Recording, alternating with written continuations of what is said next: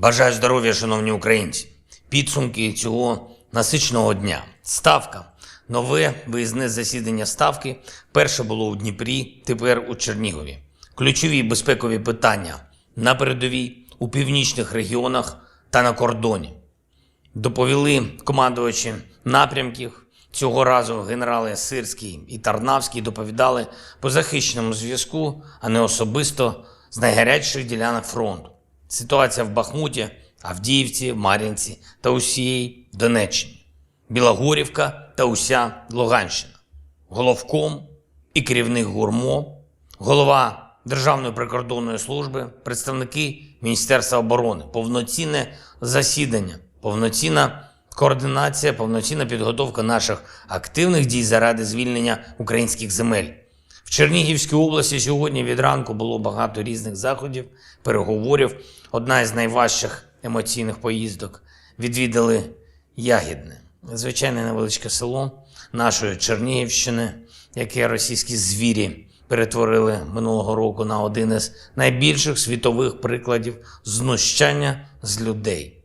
Російські солдати зробили в школі в Ягідному командний пункт, а у підвал школи загнали всіх мешканців села. Просто як живий щит. Із 3 по 30 березня минулого року в підвалі цієї школи окупанти утримували понад 300 людей. Звичайна сільська школа, підвал менш ніж 200 метрів. Люди старшого віку і зовсім малі діти, жінки і чоловіки.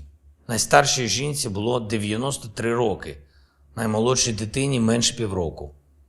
Ось цей підвал, цей концентраційний табір у Ягідному, як і всі інші злочини Росії проти людей і людяності, ніколи державі злу не пробачив. І не лише ми. У Кремля не вийде прикритися кріслом в Радбезі ООН, газовими трубами чи будь-чим ще. Законна і справедлива відповідальність за кожен скоєний на українській землі російський злочин неодмінно буде. У трибуналі, у Міжнародному кримінальному суді, в українських судах. І я дякую гостям України, які зі мною відвідали Чернігівщину, які побачили цю концентрацію російського зла у нашому Ягідному. Дякую віце-канцлеру Німеччини Роберту Габеку і генсеку Ради Європи Марії Пейчинович-Бурич. Дякую за переговори змістовні, правильні.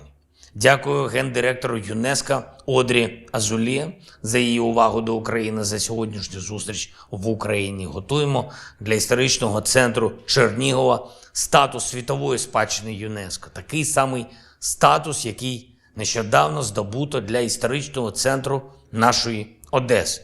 Як і завжди, особливою честю було відвідати наших воїнів у шпиталі, які відновлюються після бойових поранень. Подякувати за все, що вони роблять для України. Подякувати їм за віру в Україну, яку наші люди захищають, ризикуючи найціннішим своїм життям. Вручив Чернігову відзнаку міста-героя, міста героїв. Чернігів бачив різних окупантів, різне зло. І захиститись від цього російського зла – чи не найважливіше в нашій історії. Нагородив наших воїнів, які відзначились у захисті держави. І дуже важливо подякував усім, хто забезпечує відбудову нашої Чернігівщини. Усе, що ворог зруйнував, ми відновимо.